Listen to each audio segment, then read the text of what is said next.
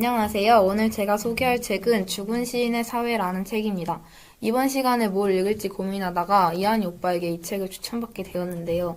솔직히 처음에는 이한이 오빠 말이라 못 믿었기도 했고 제목도 아리송해서 별 흥미가 느껴지진 않았는데 표지에 적힌 오늘을 즐겨라 라는 말이 마음에 들기도 하고 이한이 오빠 말고도 다들 재밌다고 하길래 궁금해져서 읽게 되었습니다. 먼저 이 책을 쓴 낸시 클라인바움 작가님은 1948년 미국에서 태어났습니다.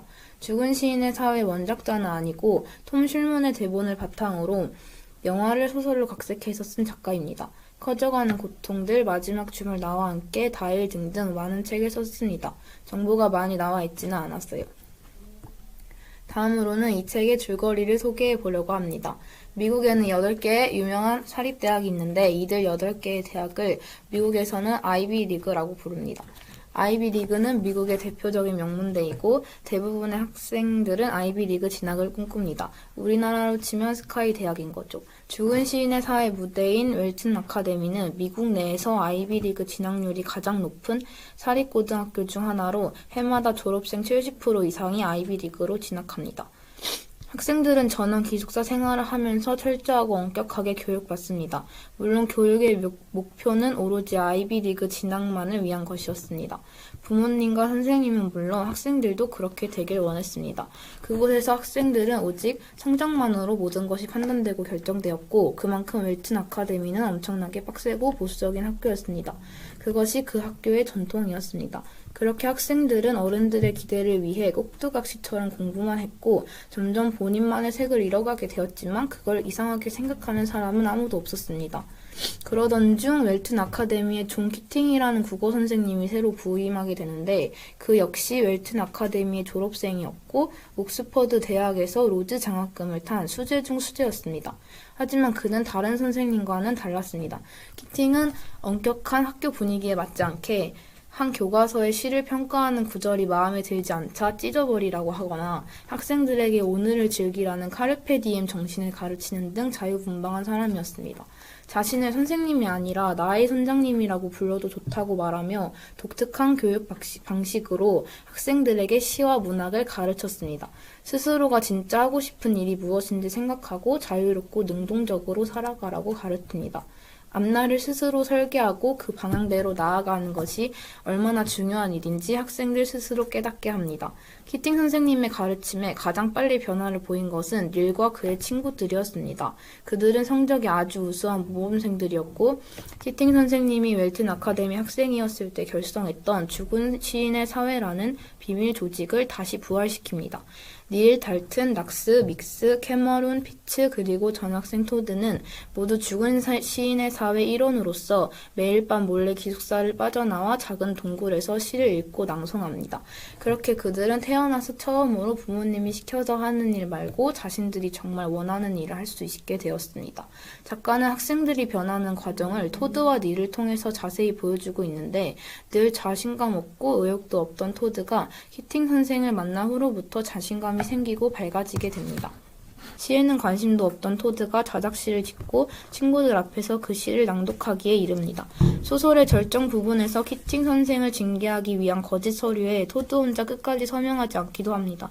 토드보다 더 적극적으로 죽은 시인의 사회 모임에 참여했던 락스와 믹스도 학교의 강요를 못 이겨 끝내 서명한 것과 비교하면 토드가 얼마나 용감한 학생으로 바뀌었는지 잘 알 수 있습니다. 또한 락스는 자신이 사랑하는 여자 크리스의 마음을 얻기 위해 계속해서 그녀를 위해 시를 읽는 엉뚱하고도 용감한 행동을 함으로써 결국 사랑을 쟁취해냅니다. 달튼도 웰튼 아카데미를 향한 불만을 공개적으로 드러내는 독특한 행동을 하는데 이는 모두 키팅 선생님의 창조적이고 자율적인 가르침의 좋은 예라고 할 수 있습니다. 마지막으로 닐이 자신만의 자아를 찾아가는 모습 역시 감동적입니다. 닐은 연극을 할 때 벅차오르는 행복에 도취해 처음으로 자신의 삶이 만족스럽다고 말합니다. 그래서 아버지 말씀에 늘 순종적이던 닐은 연극을 위해 처음으로 아버지 말에 거역합니다. 그렇게 닐은 열정적으로 연극을 마무리하고 스스로 목숨을 끊습니다. 이들의 용기 있는 도전을 시간 낭비와 반항으로 단정지은 다른 어른들은 닐의 죽음에 대한 책임을 다른 사람에게 전가합니다.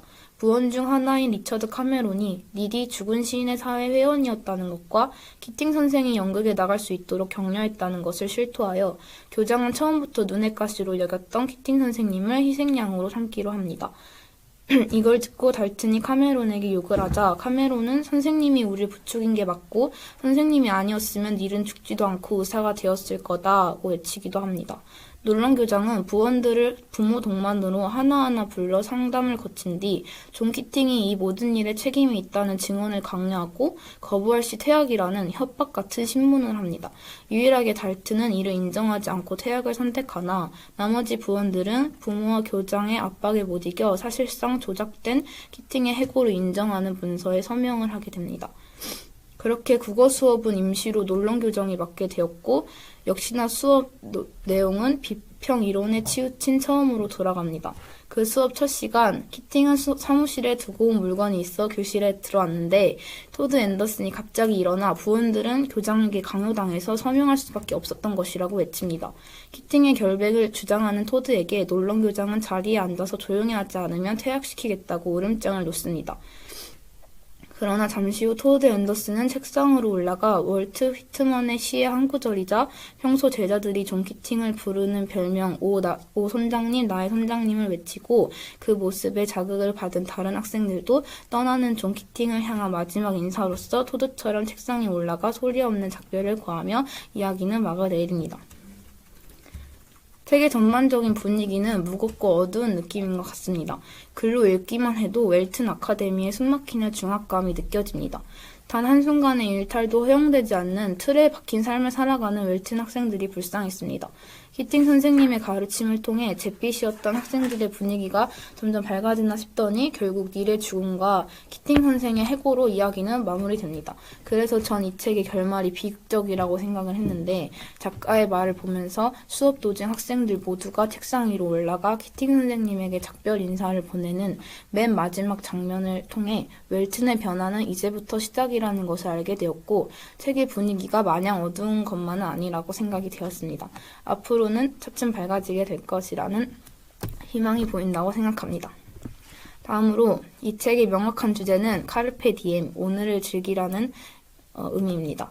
키팅 선생은 학생들에게 자신만의 생각과 판단을 가로막는 모든 규율과 억압에서 벗어나 자유롭고 독립적이며 개성이 뚜렷한 인간이 되라고 가르칩니다. 그러기 위해서는 우리는 우리에게 주어진 나의 하루를 최선을 다해 즐겨야 한다고 생각합니다. 누군가의 기대와 압박 가운데서 자신이 진짜 하고 싶은 일이 무엇인지, 좋아하는 일은 무엇인지 알지도 못한 채 꼭두가시처럼 살아가는 사람들이 있을 것입니다. 하지만 각 사람에게는 자신만의 독특한 개성이 있고 그것을 반드시 믿어야 한다고 책에서 말합니다. 자신이 좋아하는 일이 무엇인지 찾고 스스로에 대해 알아가며 본인만의 색을 찾는 것이 인생에서 가장 중요한 것이라는 메시지를 전달하고 있습니다. 저는 이 책을 읽으면서 대한민국 입시 제도에 대해 많은 생각을 해보게 되었습니다. 특히 우리나라 학생들은 내가 왜 무엇을 위해 공부하는지 알지도 못한 채 가정과 사회로 인한 숨막히는 압박 속에서 경쟁할 수밖에 없는 것 같습니다. 세상에서의 성공의 기준은 좋은 학력과 돈이기 때문입니다. 그러한 틀에서 벗어나 매 순간을 즐기며 살아가고 싶다고 생각했습니다. 저만의 특별한 삶을 살고 싶었습니다. 공부뿐만이 아니라 누군가가 시켜서 억지로 하는 일 말고 진짜 스스로가 좋아하는 일을 찾아서 자유롭고 행복한 사람이 되고 싶다고 생각했습니다. 그래서 저는 책을 읽으면서 닐처럼 생각만 해도 심장이 터질 만큼 좋아하는 무언가가 있다는 게 부럽다고 느꼈습니다. 닐은 연극을 하면서 가슴이 뛰고 벅차오를 정도로 행복하다고 말합니다. 완전히 살아있는 기분을 느끼며 앞으로 많은 나날을 멋지게 살 수 있을 것 같다고 얘기합니다. 닐은 연극을 그리고 자신의 삶을 순수하게 사랑했습니다. 그 장면을 보면서 연극에 진심으로 몰두하고 있는 닐이 반짝반짝 빛나 보였습니다. 무언가를 진심으로 좋아하는 사람은 정말 근사해 보이지 않나요? 닐처럼 뭔가를 사랑할 수 있다는 것은 하나님이 인간에게 주신 가장 큰 축복이라고 생각합니다. 몰두라는 건 정말 아름다운 재능인 것 같아요.